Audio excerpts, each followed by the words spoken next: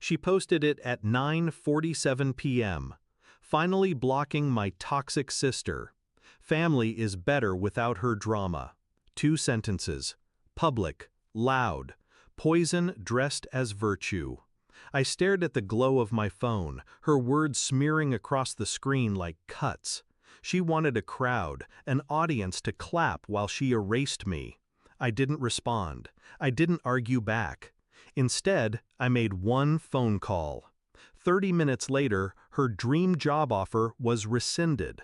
Because I owned the company. Once I loved her.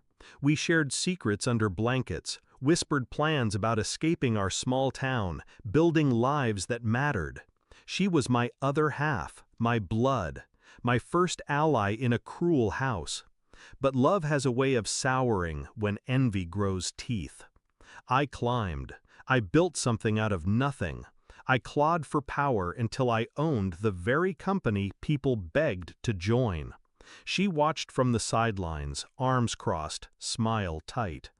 At first it was subtle, her jokes about me being lucky, not skilled, her stories twisting my wins into accidents. Then came the sharper moves. Friends turned cold after nights out with her, rumors floating back to me, always traced to her lips. I saw the shift, but I stayed silent. I wanted to believe blood mattered.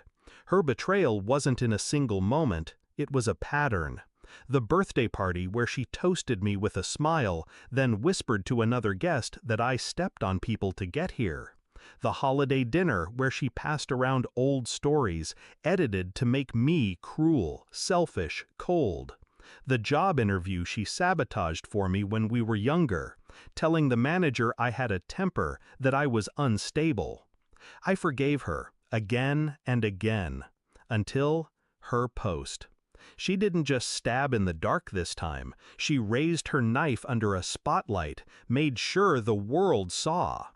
Toxic sister. Family is better without her. The audience applauded.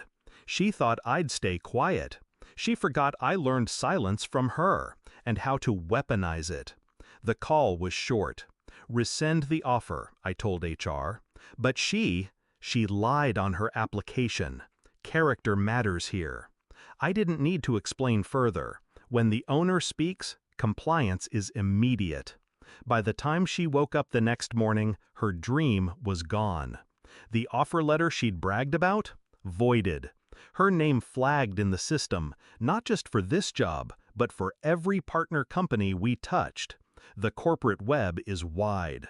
She would find every door locked before she even reached for the handle. I didn't block her. I let her calls come through. The first was confusion. They said the offer was rescinded. Some mistake. Can you check? I listened to her voice break. I could almost see her pacing, clutching her phone, nails biting into skin. I said nothing. The second call was anger. You did this, didn't you? You couldn't stand me finally winning something. I let her scream. My silence was gasoline. The third call, that one was tears. Please, I need this. You know I need this. Don't do this to me. That was the moment I felt it. The weight shift. The scales balancing. The sister who mocked me as toxic was begging for mercy from the toxicity she created.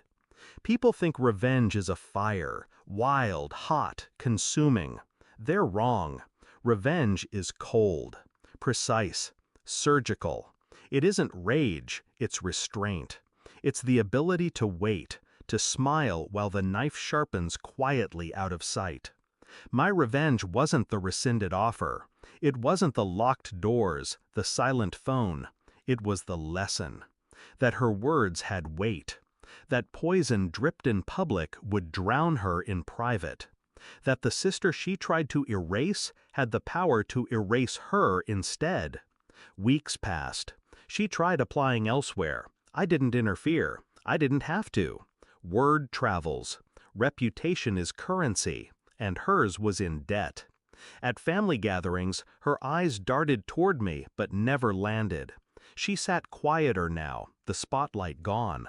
She laughed softer, careful, like her words had edges she finally recognized. And when someone asked her about her job search, she changed the subject. I let her. I didn't need to say a word. Sometimes, late at night, I replay that moment. The glow of my phone, her post shining like a blade.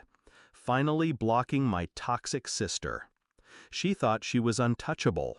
She thought social media made her powerful. But power isn't measured in followers. It's measured in silence, in patience, in knowing exactly when to move. She'll never forget the night her dream died. She'll never forget who killed it. And I'll never forget that one phone call. Because in 30 minutes, balance returned. Because I owned the company.